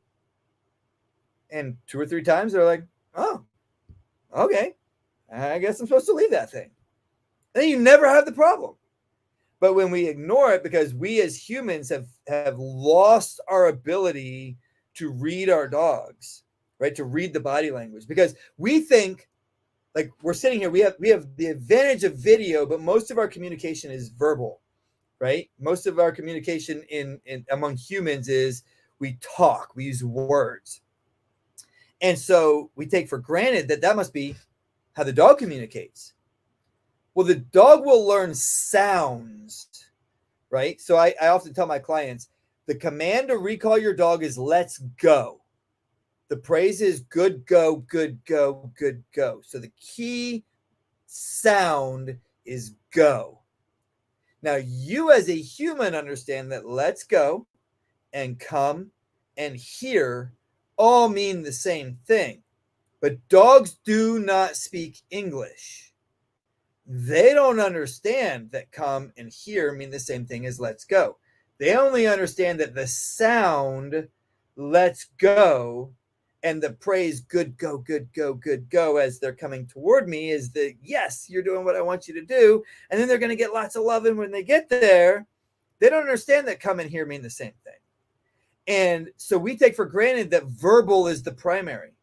That's the least important to the dog. The least important.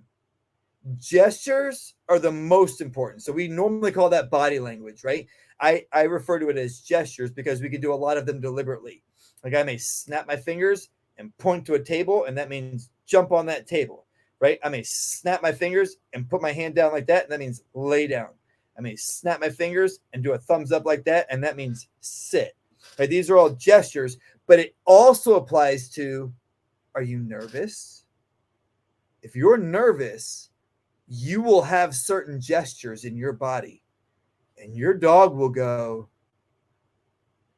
why is my person nervous? Something must be wrong. What is it? Because I love my person, and if something's wrong, I want to fix it if I can. Oh, it's that thing. And maybe it is that thing, and maybe it's not that thing. But we as humans have to identify, if I get stressed or nervous or tense, I have to communicate to my dog, it's okay. Leave it alone. Everything's fine.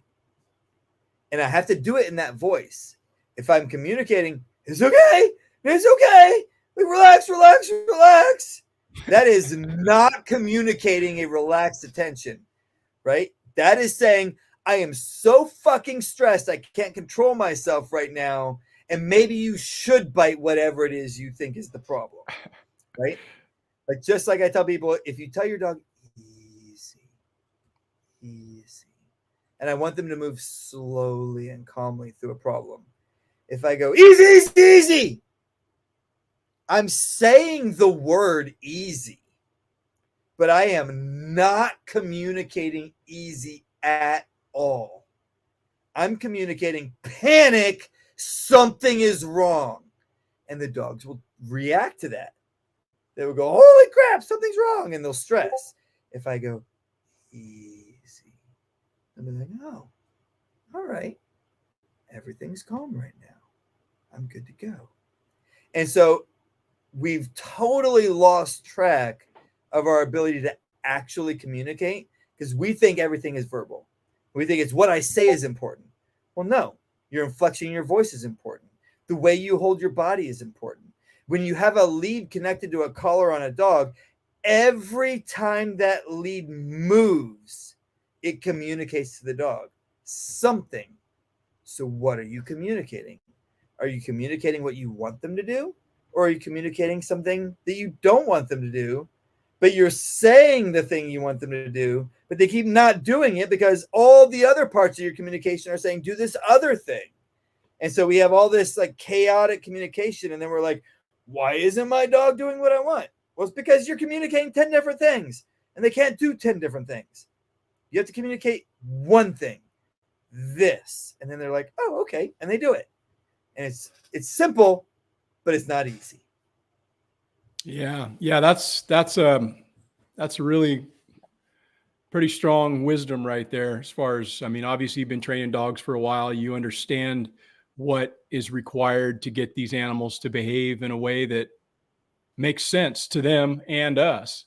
And I think that there's probably a lot of folks that could benefit from, your knowledge of how to train, whether it be just a puppy that they want to have certain commands or just certain simple discipline, even if it's not a protection dog per se. So Yeah. I hope that people, if they're interested in learning about dogs and protection dogs, they reach out to you at Fortress Canine. I'm stoked to have you on tonight, though, man. That was awesome having you on. And I know it's getting late there. You're 3 hours behind us in Florida, so you're like, yeah, whatever. I certainly appreciate it. Yeah, it's like coming up on 10 o'clock. We're still going to watch some episode of one of our shows that we watch in the evening to chill out. But Right I on. will just say one last thing. It's almost like overly repetitive, but in canineacademy.us, we have a 12 module program that's designed to spend 15 to 20 minutes a day, for like a month on each module. Now you can go through it faster if you want to, but all throughout that program, I had the camera set up and I'm walking a puppy across a beam, right? And it's like a 2x8 board across between two tables. And I'll stop the pup halfway across the beam and I'll be like, did you see that with their back leg? Like, and if you're watching the videos, you can actually back it up and like, what happened? Like, I don't know. I didn't catch it. Oh, now I see what they're doing. Okay. Did you see that with the back leg? This is what's going on in the dog's mind, in the dog when that happens. And this is how you communicate and fix the problem as the handler. And we do that over and over and over again throughout various different training drills in the dogs. And I'm sure for some people, it's like, can you please stop talking about this? But the whole point behind that in the Canine Academy is, as we've been talking about, one of the biggest weaknesses in anybody that has a dog is the whole "it came out of nowhere" complex. They have no idea what their dog is communicating to them. And so one of the big things I wanted to do in Canine Academy was teach people what their dog is communicating. And so literally, I say this like probably 20 to 50 times in the video. I keep bringing up brand new dogs for a drill and going, literally, this is the first time this dog has seen this drill, and they're doing the drill like they're a pro. But it's because I'm communicating this and this and this and this and this. Now let's bring them through it a second time. Okay, did you see that? This is what they're communicating. Did you see this? This is what they're communicating. So we really tried to help people understand what the dogs, because the dog's primary form of communication is body language, right? How are they holding their ears? How are they holding their tail? What's going on with the amount of tension in their skin, that their fur is sticking up or is calm and relaxed, right? Is their head down or is their head up? Is their tail tucked or is their tail high? Like, all of these things are, and there's a multitude of this going on, and they're all communicating to each other in this like almost like a conversational situation in like split seconds. And if you don't know what you're seeing in your dogs, you're like, oh, I think they're friendly. And you're like, I'm looking at them going, no, that dog's about to attack that dog. Like, tell them, knock that shit off and get your dogs on lead away from each other. And so we really try to go through that in the academy and help people understand this is the communication your dog is giving you, so that when your dog does a thing, you can be like, oh, I know what this is. My dog is saying X, Y, or Z. And then you can communicate appropriately. No, don't do that. Or, no, you're doing great. Whatever it is your dog's communicating back, you can either praise it if it's good, or you can correct it if it's bad. And so we spent a lot of time on that on Canine Academy. Yeah, right on, man. That's a pretty good way to wrap it up, I think. Unless you have any other words of wisdom you want to leave people with. You have anything inspirational or words of wisdom from Fortress Canine? I would just say that dogs are, in my opinion, the most incredible animals on the planet. They bond to humans in a way that no other animal does. And we owe it to them. If you have a dog, you owe it to your dog to understand them. And if you're not going to put the work into it, maybe you don't deserve having a dog. I'm not a fan of any kind of regulations controlling that one way or another. I just go, every decision we make has consequences, positive and negative. And if you're going to own a dog, you owe it to them to learn their language and to communicate. It is very, very simple, but it is not easy. And so put the work in. Respect your dog. You expect them to respect you. Respect them back. And I hope this has been helpful to people. Yeah, right on, man. I appreciate you coming on. It's been a great conversation, and I hope people that listen to this can take something away. That if they're a dog owner, then the kind of the big takeaway is that it's simple, but it's not easy, and yeah, I appreciate you coming on. And for those that were in the live chat tonight, thanks for adding to the conversation. And also remember, you can catch this. I will be uploading it to the podcast, and that's on iHeartRadio, Spotify, Audible, and Google, I think. So thanks again, Joel. And we're going to get out. I appreciate it. Are you going to be at Summer Lines Festival this year? No, I'm actually going down to, I'll be in that area, but I'm going down to Jason from Kentucky Sustainable Living's having a festival down there. And that's going to be the latter part of October. And I'm going down for that one, but I'm not going to make it to Self-Reliance this time. The latter part. Like my travel schedule is a little messed up around that time frame because I got to go to Self-Reliance Festival and then it's like 2 weeks in between. So I got to come all the way back home and then go all the way back up for Self-Reliance Festival. But if we can connect, man, I would love to. It's always a pleasure. I love seeing you at all the events. And anytime you have us back on, I'd be happy to. And hope you guys have a great and awesome end of the year. Right on. Well, I appreciate it. And thank you. Take care, guys.